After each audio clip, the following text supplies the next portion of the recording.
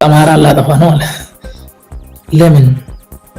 እኔ እኮ እየጠየቅኩ ያለሁት ኦሮሞ ህዝብ ነፃነት እንዲያገኝ ፍትህ እንዲያገኝ ከችግር እንዲወጣ እንጂ አማራ እንዲጠፋ እኔ ለዛ አልታገልኩም፣ አልፈልግም አልኩ።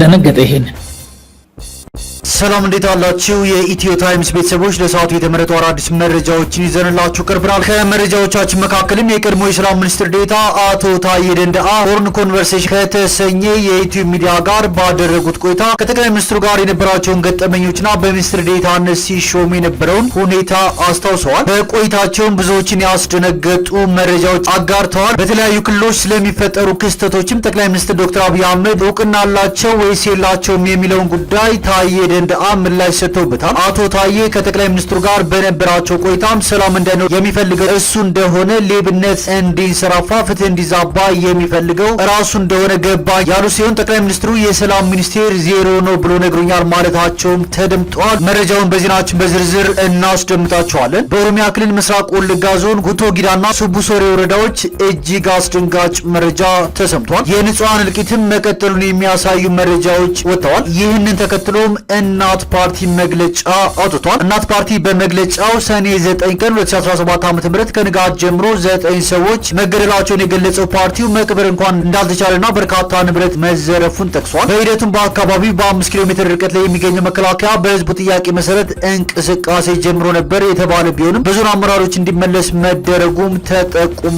ሌላኛው መረጃችን ነው። የኢራን መሪ አያቶላ አሊ ሀሚኔ መግለጫ እየሰጡ ይገኛሉ። በመግለጫቸውም ለአሜሪካ ጠንካራ መልእክቶች አስተላልፈዋል። በመልእክታቸውም ማንኛውም አይነት የአሜሪካ ወታደራዊ ጣልቃ ገብነት ሊስተካከል የማይችል ጉዳት እንደሚከተለው ጥርጥር እንደሌለው መግለጻቸው ተሰምቷል። የሩሲያው ፕሬዝዳንት ቭላዲሚር ፑቲን በበኩላቸው የእስራኤልና የኢራን ግጭት በአፋጣኝ እንዲያበቃ ያሳሰቡ ሲሆን ሁለቱን ሀገራት ለማሸማገልም ሀሳብ አቅርበዋል። ዝርዝሩን እንመለከተዋለን። የቀድሞው የቢቸና ከተማ ሚሊሻ ጽህፈት ቤት ኃላፊ አሁን የቢቸና ከተማ መዘጋጃ ቤት የመሬት ልማት ጽህፈት ቤት ኃላፊ አቶ አወቀ አበበና የቀድሞ የልዩ ኃይል ምልስ የነበረ ልጁ በቢቸና ከተማ 05 ቀበሌ መውጫ አስፓልት ዳር ላይ በአማራ ፋኖ ብሔራዊ ኃይል በጎጃም ቀጠና 8ኛ በላይ ዘለቀ ክፍለ ጦር አባ ኮስትር ብርጌድ መገደሉ ተሰምቷል። የአማራ ፋኖ ብሔራዊ ኃይል ጎጃም አገው ምድር ክፍለ ጦር የዳንግላ ፋኖ ቢትወደድ መንገሻ ጀንበሬ ብርጌድ ጊሳ ከተማን ሙሉ በሙሉ መቆጣጠሩና በአካባቢው የነበረው የመንግስት ኃይልም አካባቢውን ለቆ መውጣቱ ተገልጿል።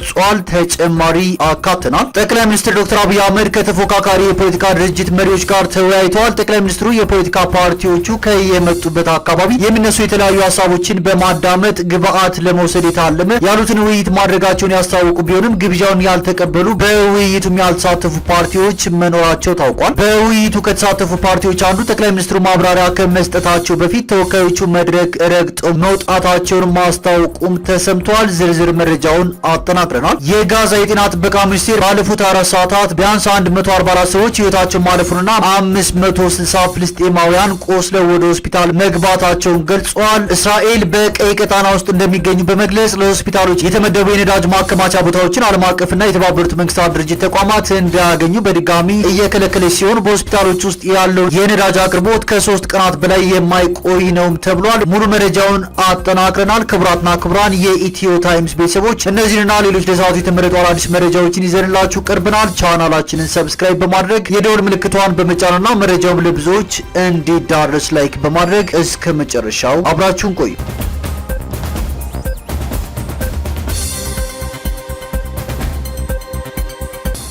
ጠቅላይ ሚኒስትር ዶክተር አብይ አህመድ ከተፎካካሪ የፖለቲካ ድርጅት መሪዎች ጋር ተወያዩ።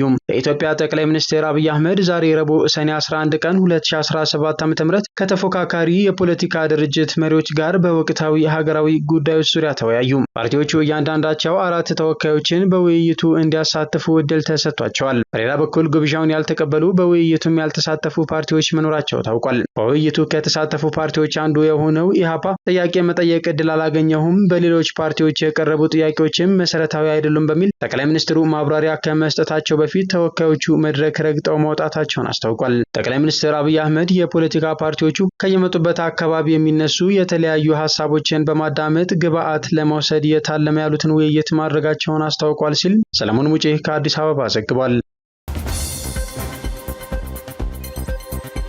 የኢራኑ ጠቅላይ መሪ አያቱላህ ኻሜኒ እጃቸውን እንደማይሰጡ አስታወቁም። የኢራን ጠቅላይ መሪ አያቱላህ ኻሜኒ ለአሜሪካ የሚከተለውን መልእክት አስተላልፈዋል። ኢራን እጅ እንደማትሰጥና አሜሪካ በኢራን ላይ ጥቃት የምትፈጽም ከሆነ የማይተካ መዘዝ እንደሚያስከትል ማወቅ አለባት ሲሉ ለአሜሪካው ፕሬዚዳንት የእጅ ስጡ ጥያቄ ምላሽ ሰጥተዋል። የኢራን ጠቅላይ መሪ አሜሪካ ለምትፈጽመው ጥቃት የማይጠገን ጉዳት ይከተላታል ብለዋል። የኢራን ጠቅላይ መሪ አያቱላህ አሊ ኻሜኒ መግለጫ እየሰጡ ይገኛሉ። በመግለጫቸውም ማንኛውም አይነት የአሜሪካ ወታደራዊ ጣልቃ ገብነት ሊስተካከል የማይችል ጉዳት እንደሚከተለው ጥርጥር የለውም ማለታቸው ተሰምቷል። የበላይ መሪው ኢራናውያን እጃቸውን የሚሰጡ አይደሉም ሲሉም ተደምጠዋል። ኢራንን እንዲሁም ህዝቦቿንና ታሪኳን የሚያውቁ ብልሆች ይህንን ህዝብ በእንደዚህ አይነት የዛቻ ቋንቋ በጭራሽ አይናገሩም፣ ምክንያቱም ኢራናውያን እጃቸውን የሚሰጡ ስላልሆኑ ብለዋል። እናም አሜሪካኖች ማንኛውም የአሜሪካ ወታደራዊ ጣልቃ ገብነት የማይጠገኑ መዘዞችን ይዞ እንደሚመጣ ማወቅ አለባቸው ሲሉ አስጠንቅቀዋል። የኢራን ጠቅላይ መሪ አሊ ኻሜኒ አሁን የሰጡትን መግለጫ በታሲም የዜና አገልግሎት ቴሌቪዥን እየተላለፈ መሆኑን ቢቢሲ ዘግቧል። የኢትዮጵያ አየር መንገድ ከዴ ሃቪላንድ ካናዳ 2 DHC-6 ትዊን ኦተር ክላሲክ 300G አውሮፕላኖችን ገዛ። የኢትዮጵያ አየር መንገድ ከዴ ሃቪላንድ ካናዳ 2 DHC-6 ትዊን ኦተር ክላሲክ 300G አውሮፕላኖችን ለመግዛት የሚያስችል ስምምነት መፈራረሙን አስታወቀም። የግዢ አውሮፕላኑ ለመጀመሪያ ጊዜ በኢትዮጵያ አየር መንገድ የአውሮፕላን መርከብ ውስጥ መግባቱን ያመለክታል። ስምምነቱ የተገለጸው በፓሪስ አየር ትርኢት ላይ መሆኑም ተመላክቷል። እነዚህ አውሮፕላኖች ውሃ ላይ ማረፍና መነሳት የሚችሉ አምፊቢየስ ማረፊያ መሳሪያዎች ተገጥመውላቸው የሚቀርቡ ሲሆን ይህም በኢትዮጵያ ውስጥ ወደሚገኙ ሩቅ አካባቢዎችና የሐይቅ ዳርቻዎች በቀላሉ ለመድረስ ያስችላል ነው የተባለው። የ300G ሞዴል አውሮፕላን የተሻሻለ የአጭር ርቀት መነሳትና ማረፍ ስቶል ችሎታዎች፣ ዘመናዊ የአቪዮኒክስ ሲስተሞችና አስተማማኝ ጥንካሬ ያለው በመሆኑ አስቸጋሪ በሆኑ የመሬት አቀማመጦችና ውስን መሰረተ ልማት ባለባቸው አካባቢዎች ለመስራት ተመራጭ ያደርገዋል ተብሏል። የኢትዮጵያ አየር መንገድ እነዚህን አውሮፕላኖች ለተሳፋሪዎች፣ ለጭነት፣ ለአየር አምቡላንስ፣ ለቻርተር በረራዎች እንዲሁም ለአውሮፕላን ማረፊያዎች የመለኪያ ስራዎች ለመጠቀም አቅዷል ነው የተባለው። ይህ እርምጃ አየር መንገዱ የሀገር ውስጥ በረራዎችን ለማስፋፋት የኢትዮጵያንና የምስራቅ አፍሪካን ኢኮኖሚያዊ ልማትና ቱሪዝምን ለመደገፍ ካለው ስትራቴጂ ጋር የሚስማማ መሆኑ ተመላክቷል። ትዊን ኦተር 300G በዓለም ዙሪያ ከ600 በላይ አውሮፕላኖች ከተመረቱት ተከታታይ አውሮፕላኖች የቅርብ ጊዜው ሲሆን በአስቸጋሪ አካባቢዎች ላይ ባላቸው ሁለገብነትና አፈጻጸም የታወቁ መሆናቸውን የተገለጸው። የግብርና ሚኒስቴር 21 ሚሊዮን ኩንታል የአፈር ማዳበሪያ ወደ ሀገር ቤት እየተጓጓዘ መሆኑን ገለጸ። በ2017-18 ዓ.ም የመኸር ወቅት የሚውል 21 ሚሊዮን ኩንታል የአፈር ማዳበሪያ ወደ ሀገር ቤት እየተጓጓዘ እንደሚገኝ የግብርና ሚኒስቴር አስታውቋል። በመጪው የመኸር ወቅት 20.43 ሚሊዮን ሄክታር መሬት በሰብል በመሸፈን ከ659 ሚሊዮን ኩንታል በላይ ምርት ለመሰብሰብ እቅድ ተይዞ እየተሰራ ይገኛል። በግብርና ሚኒስቴር የሰብል ልማት መሪ ስራ አስፈጻሚ ኢሳያስ ለማ ለኢዜአ እንደተናገሩት የኢትዮጵያን የምግብ ሉዓላዊነት ለማረጋገጥ የሚያስችል ስራ እየተከናወነ ነው። በዚህም በበጋ መስኖ፣ በመኸር፣ በበልግና ሌሎች የሰብል ልማት አማራጮችን በማስፋት በግብርና ምርታማነት ላይ ተጨባጭ ውጤት እየተመዘገበ እንደሚገኝ ገልጸዋል። የኢትዮጵያን የምግብ ሉዓላዊነት ለማረጋገጥ በሚደረገው ጥረት የመሬት ዝግጅት፣ የአፈር ማዳበሪያና የምርጥ ዘር አቅርቦት ስርጭት አዎንታዊ ሚና እየተጫወቱ መሆናቸውን ተናግረዋል። በተለይም ከቅርብ ዓመታት ወዲህ የእርሻ ዝግጅት ከመደረጉ ቀደም ብሎ የማዳበሪያ ግዢ መፈጸሙ አርሶ አደሩ በወቅቱ ግብዓት የሚያገኝበትን እድል እንደፈጠረ አንስተዋል። በተያዘው የ2017-18 ዓ.ም በጀት ዓመት የመኸር ወቅትም የ21 ሚሊዮን ኩንታል የአፈር ማዳበሪያ ወደ ኢትዮጵያ ተጓጉዞ በመሰረታዊ ማህበራት አማካኝነት ለአርሶ አደሩ እንዲከፋፈል እየተደረገ መሆኑን አስታውቀዋል። የ2016-17 ዓ.ም በጀት ዓመት የሰብል ምርታማነትን እቅድ መነሻ በማድረግ የተሻለ የግብርና ልማት ለማከናወን የሚያስችል ዝግጅት እየተደረገ እንደሚገኝ አንስተዋል። የአርሶ አደሮችን የግብርና ልማት ተነሳሽነት በማሳደግ በ20.43 ሚሊዮን ሄክታር መሬት በሰብል በመሸፈን ከ650 ሚሊዮን ኩንታል በላይ ምርት ለመሰብሰብ እቅድ መቀመጡን አብራርተዋል። የኢትዮጵያ ሜትሮሎጂ ኢንስቲትዩት ምክትል ዶክተር አሳምነው ተሾመ በበኩላቸው በመጪው የክረምት ወቅት መደበኛና ከመደበኛ በላይ የዝናብ ስርጭት ይጠበቃል ብለዋል። በመጪዎቹ የሐምሌና ነሐሴ ወራት በሚጠበቀው መደበኛና ከመደበኛ በላይ የዝናብ ስርጭት ለአርሶ አደሩ የግብርና ልማት ስራ ከፍተኛ ጠቀሜታ እንደሚኖረው ገልጸዋል።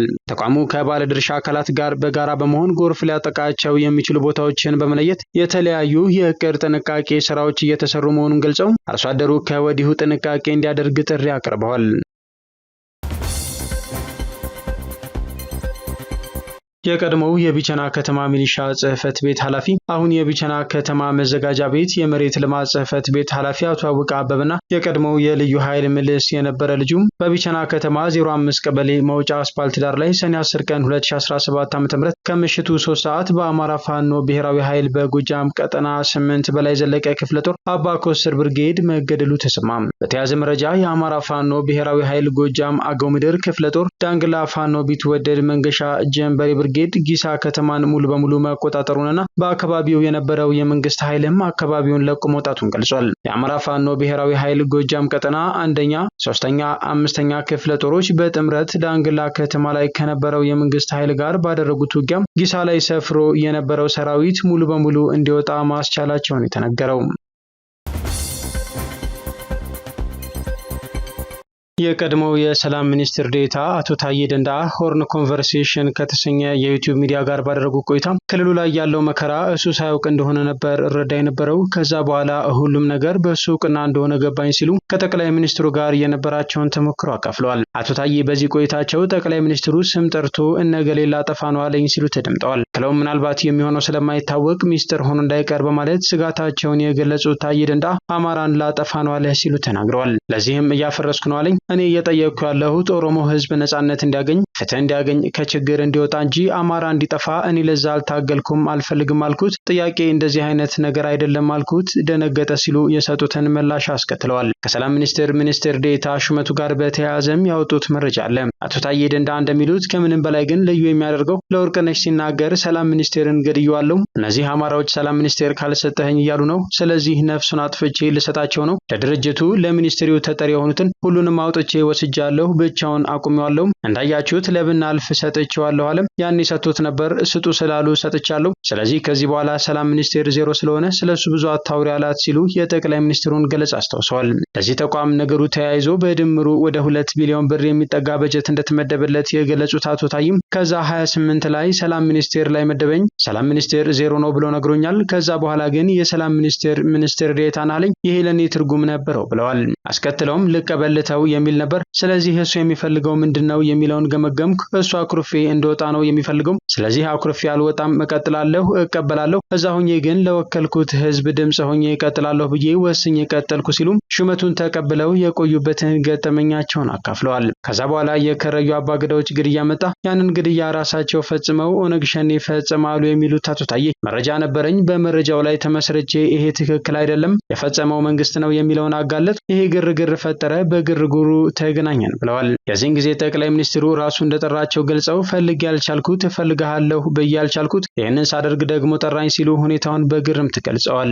አክለውም ቀድሜ ያነሳሁትን አነሳልኝ፣ አሁን ደግሞ የበለጠ ተረዳሁት፣ ለዚህ ህዝብ መከራም ለዚህ ህዝብ ሰቆቃ ምንም ደንታ እንደሌለው ገባኝ ካሉ በኋላ ክልሉ ላይ ያለው መከራ እሱ ሳያውቅ እንደሆነ ነበር ረዳ የነበረው፣ ከዛ በኋላ ሁሉም ነገር በእሱ እውቅና እንደሆነ ገባኝ፣ ሰላም እንዳይኖር የሚፈልገው እሱ እንደሆነ፣ ሌብነት እንዲንሰራፋ፣ ፍትህ እንዲዛባ የሚፈልገው ራሱ እሱ እንደሆነ ገባኝ ሲሉ ተደምጠዋል። ምናልባት የዚህ ምስጢር የዚህ እንቆቅልሽ አሁንም አልገባኝም የሚሉት አቶ ታዬ ይሄ ህዝብ ምን እንዳደረገው ለምን በዚህ ልክ እንደሚጨክንበት እኔ አልገባኝም፣ ያንን በፖሊስ አውጥቶ እያደረገው እንደሆነ ግን አሁን እኔ ይገባኛል፣ እሱ የማያውቀው ኦሮሚያ ላይ የሆነው ወንጀል የለም አሁን የገባኝ ሲሉ ነው ሆርን ኮንቨርሴሽን ከተሰኘ የዩቲዩብ ሚዲያ ጋር ባደረጉት ቆይታ አቶ ታዬ ደንደአ ሀሳባቸውን ያጋሩት።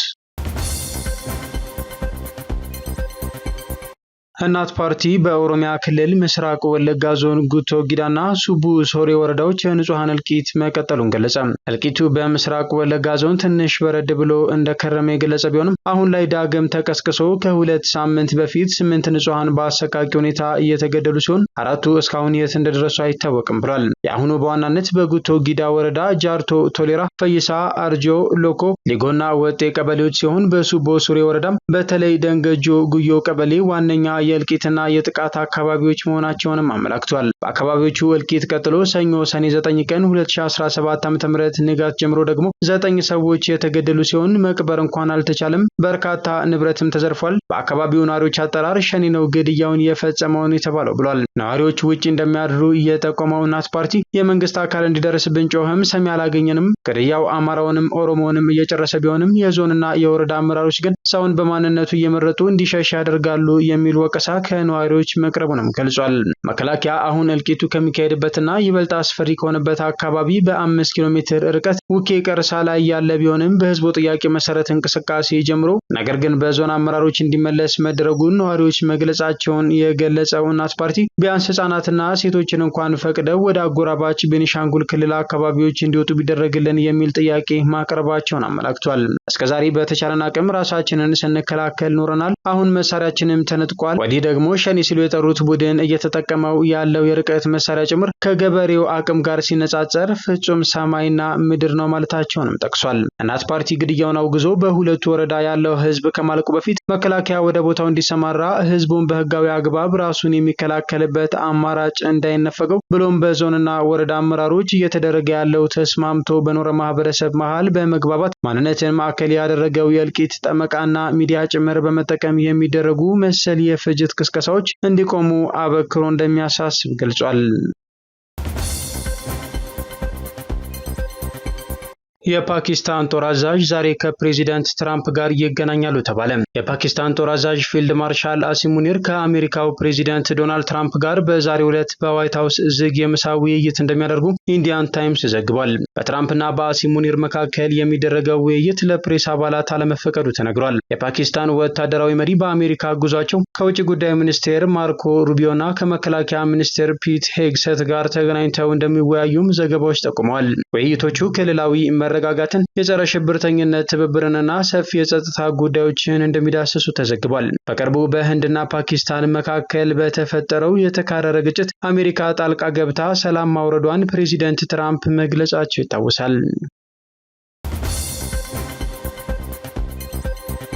ፑቲን የእስራኤልና የኢራን ግጭት በአፋጣኝ እንዲያበቃ አሳሰቡ። ፕሬዚዳንቱ ሁለቱን ሀገራት ለማሸማገልም ሀሳብ አቅርበዋል። የሩሲያው ፕሬዚዳንት ቭላዲሚር ፑቲን ከኤሚሬትስ ፕሬዚዳንት መሐመድ ቢን ዛይድ አልናህያን ጋር ስለ እስራኤልና ኢራን ቀውስ በስልክ መነጋገራቸውን ገልጸዋል። በሩሲያ መንግስት የሚተዳደረው ታስ የዜና ወኪል እንደዘገበው ሁለቱም መሪዎች በሁኔታው የገባቸውን ጥልቅ ስጋት በመግለጽ ፈጣን መፍትሄ እንደሚያስፈልግ አንስተዋል። በስልክ ንግግራቸው ወቅት ፑቲን ሩሲያ ቀውሱን ለማሸማገል ፈቃደኛ መሆኗን ተናግረዋል የተባለው። በተያያዘ ዜና የሩሲያ ባለስልጣን አሜሪካ ለእስራኤል የምትሰጠው እርዳታ መካከለኛው ምስራቅን ሊያናጋ እንደሚችል አስጠንቅቀዋል። የሩሲያ ምክትል የውጭ ጉዳይ ሚኒስቴር ሰርጌይ ሪያብኮቭ አሜሪካ ለእስራኤል የምትሰጠው ቀጥተኛ ወታደራዊ እርዳታ የአየር ጦርነት በተቀሰቀሰበት በመካከለኛው ምስራቅ ያለውን ሁኔታ በእጅጉ ሊያዛባው እንደሚችል አስጠንቅቀዋል። ሪያብኮቭ ሩሲያ አሜሪካን ለእስራኤል እንዲህ አይነት እርዳታ እንዳትሰጥ ወይም ለመደገፍ እንዳታስብም ማስጠንቀቂያ ሰጥታለች ብለዋል። ሞስኮ ከእስራኤልና ከኢራን ጋር መነጋገሯን ማስታወቋል ሲል አልጀዚራ ዘግቧል።